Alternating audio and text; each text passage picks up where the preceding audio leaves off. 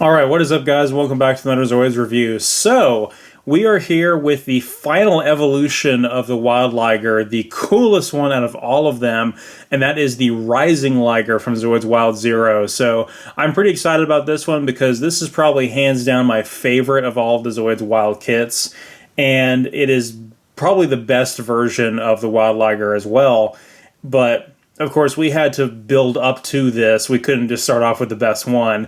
We had to see how increasingly cooler they got with each evolution, which seems to be the case with a lot of the Ligers. They always go through different stages of evolutions and get progressively cooler as the series goes on. So I want to show off the box art a little bit, and then I'm going to set this box aside because I hate that stupid glare from the ring light there. So we'll just go ahead and show that off. And yeah, that does look pretty awesome, and very similar to, of course, the Beast Liger box as well. And they put a lot of emphasis on this guy with customization, as you can see with the pieces right there, which I actually do own that customized parts kit from the Gravity Cannon set, so we're going to do a video on that pretty soon. And I even realized that some of the Zoids Wild and Zoids Wild Zero kits also have specs on the back, which seem irrelevant.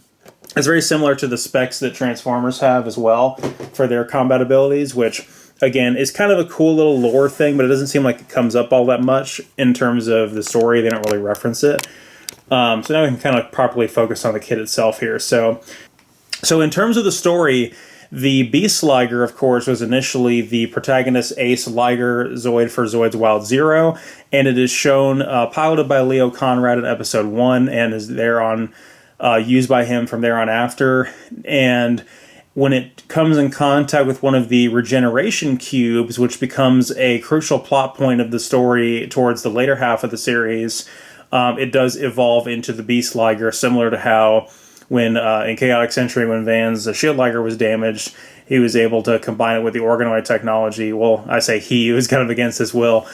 Zeke and Fiona sort of took over that process for him and evolved it into the Blade Liger. So as cool as the Beast Liger was, and as much as I was so hyped for it, and I thought it was just naturally a much cooler version of the Wild Liger, when we get to the Rising Liger here, everything that made the Beast Liger cool is just that much cooler. So it is much more heavily armored than the Beast Liger, and they reference in the anime that it's just a lot more tenacious and can take a lot more damage. But on top of that, it's also really fast, and is just overall incredibly powerful at fighting multiple Zoids at once. And it has long-range weapons on it already from the beginning, as you can see from the weapons array up top there, which we'll talk about. Which is one of the biggest and most noticeable differences between the Rising Liger and the Beast Liger. Now... I also really love this gold color scheme here. The red and the gold just look absolutely fantastic next to each other, considering that this is sort of gold molded in plastic, and I think my lighting doesn't even really do it that much justice. I'm using a slightly warmer lighting setting for the light that's facing the subject directly here, so maybe that wasn't the best option for this, but it does look pretty good. The Rising Liger was actually able to defeat the Genos Spinos, which is one of the sort of Titan-class Zoids for that series, as well as the Omega Rex twice. So, as you can see, it can clearly stand up on its own, as any protagonist Ace should be able to do, but not sort of like the Liger Zero does, where it just sort of wins unfairly for no reason. So let's go ahead and talk about the model kit itself here. So, everything that I've already said about the Wild Liger and the Beast Liger is true here as well, because the skeleton underneath is literally exactly the same. So if you've already purchased the Wild Liger and the Beast Liger, you already know what you're getting into here. But the biggest difference, of course, is the color scheme and also the weapon on top. A lot of the molded detail on the sort of fins on the side here is very similar to that of the Beast Liger, but I think this aesthetically looks the best out of the three. And again, the biggest, most noticeable difference, of course, is the color scheme and the weapon on top there. So we'll kind of show off how that works. So, of course, when you operate the motorized function, which, of course, you have this armor bit right here, which sort of goes over it, and you can pull and push that back and forth to kind of activate the motorized function. They tend not to leave the levers alone, just sort of naked on these kits. I don't know that I like the piece on the back of the tail here very much. It does look better than the naked tail that the Wild Liger has. And maybe it fits a little more seamlessly than the piece of the Beast Liger had, but still the tail looks very naked. If you're looking at it from this direction, you get to see a lot of the skeleton underneath as well. But anyway, when you use the motorized function and it walks forward, the head lowers down like so, and the weapon flips forward like that, which also causes a spring to release, and the revolver cylinder here rotates, and there's a nice little clicking sound that goes along with that. And then there is a cannon on this side, which oscillates back and forth like that to indicate sort of a firing pattern. And you have this nice blade on the end of the weapon that flows forward like that. But it gets even better, because as the Liger is walking along, this flips up and down like this. You can see the barrel, the revolver cylinder rotating there. And then another blade flips out like so, giving us this nice extended knife-style blade right here. And I just think that as cool as the sort of three-pronged claw thing is for the Wild Liger and the Beast Liger, making that piece look even cooler, this has got to be the coolest looking weapon on any of the three of them. And I guess I'm just a sucker for revolvers.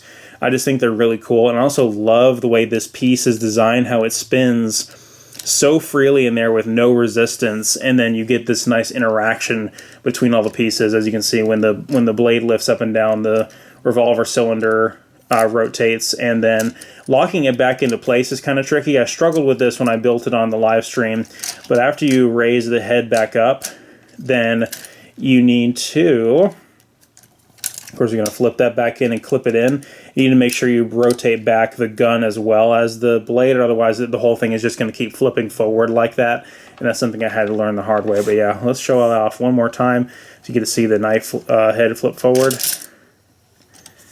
And then you get to see the revolver cylinder rotate there. So again, that is really, really cool. A lot of people commented on the video about the Beast Liger, as well as the live stream I did showcasing the build for this thing, how I complained about the Beast Liger's claws, the extended parts popping out. And they said, oh, you missed a piece. There's a piece that's supposed to hold that in. And so I acknowledge that now, and I will have to go back and look for that. I'm actually going to be rearranging some boxes of my collection here pretty soon to address that. Obviously, this kit as well comes with the clear pilot that goes right there. Of course, we don't ever display those on here because they look kind of ugly. Not to mention, even in the Zoids Wild Zero anime, the pilots actually are inside the Zoids for a change, just like in the old series, and are not sitting on the outside exposed like they are in Zoids Wild, which is, again, one of the things people complained about the most. Even though it's a completely petty and trivial complaint, we still have arguments about it to this day. And the model kits, being a leftover artifact of the design of the Zoids Wild kits, unfortunately still include that feature, which is fine, as you guys have seen with the pictures of the Hasbro Zoids Wild kits that are coming out here soon. They actually have given us painted pilots that match the character from the anime, and some people are already starting to get their Hasbro kits in. So I'm looking forward to getting mine in and doing the reviews. I hate these people that get stuff early for no reason, and it's like they have this exclusive time window to review stuff before anybody else. I really dislike that, but nothing I can do about it. We'll review it when we get around to it. But I definitely need to watch the rest of Zoids Wild Zero and see how this thing plays out in the story, because I'm heavily looking forward to it. I saw bits and pieces of the last couple of episodes and how they tried to use different weapons to combat the Zero Greasus to little to no effect, including the gravity cannons, which, of course, the gravity cannon being a staple Death Soarer killer from Chaotic Century. The gravity cannon set in the Zoids Wild Zero continuity is very different, but still pretty powerful. And there is a gravity cannon set customized parts kit that was released, and I do have it, and we'll be doing a separate video on that.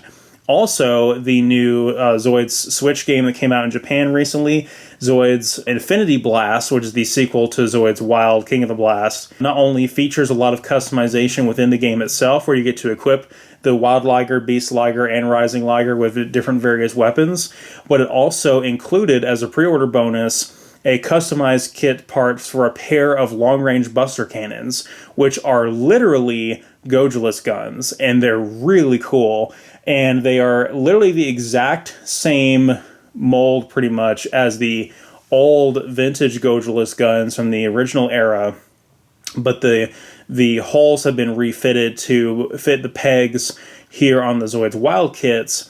And so I'll be doing that as a separate video to kind of show that off, because it is a separate product that came with the Zoids Infinity Blast game. So, but I will probably be displaying this guy with the massive Buster Cannons on it, even though they do not scale very well with it. They're absolutely massive compared to it. Speaking of size comparisons, we're going to do some silly size comparisons today. So I showed this guy off in a previous video, and he's going to get his own review soon. But here he is next to the HMM Cannon Tortoise, which I'll be reviewing soon. And of course, the Cannon Tortoise is bigger in terms of raw scale, but in terms of the size of the model kits, we do have to kind of have it make sense here. But of course, the Cannon Tortoise is 1/72nd scale, and the Rising Liger is 1/35th scale. And here's another totally random comparison. So here's a Transformers comparison with the Deluxe class Classics Starscre here, and you guys kind of get to see the difference in height there. So the Starscre is quite a bit taller, mainly because he is a bipedal creature that stands on 2 legs. But other than that, the Rising Liger is still pretty good size there. So there's some nonsensical size comparisons there for you for this video. But yeah, I love the Rising Liger a lot. It's probably, again, my favorite of not only all of the Zoids Wild Ligers, but also the Zoids Wild kits in general. And I just think that the Zoids Wild Zero line is really solid. So definitely pick this guy up. Definitely pick up the Cannonball, the Bazoodle, and the Styrazor. I think they're all excellent. And hopefully this guy doesn't get too expensive too quickly. He's still pretty common on sites like HLJ and AmiAmi, and I probably wouldn't pay more than $30 for him before shipping, of course, because he only initially goes for $25 retail in actual Japanese retail stores. So anyway, thank you guys so much for watching, and I'll see you guys next time. Do you guys miss the gaming content I used to do on this channel? Did you guys know this is actually my second channel? My wife Michelle and I over on the primary Star-Crossed Souls channel do gaming content as well as content about conventions and cosplay and some of the niche fandoms we're into, such as Fire Emblem, Fate, and Yu-Gi-Oh! I'm also doing a retrospective series on the entire Type Moon series and all of the Fate works. It's a series I'm very proud of and has the highest amount of editing and production quality in anything I've ever done in my entire career of making videos. So if you guys are interested in checking that out, make sure to follow us on the main Star-Crossed Souls channel, and follow Michelle and I on Instagram for her art projects and my cosplay projects. I'll see you guys next time.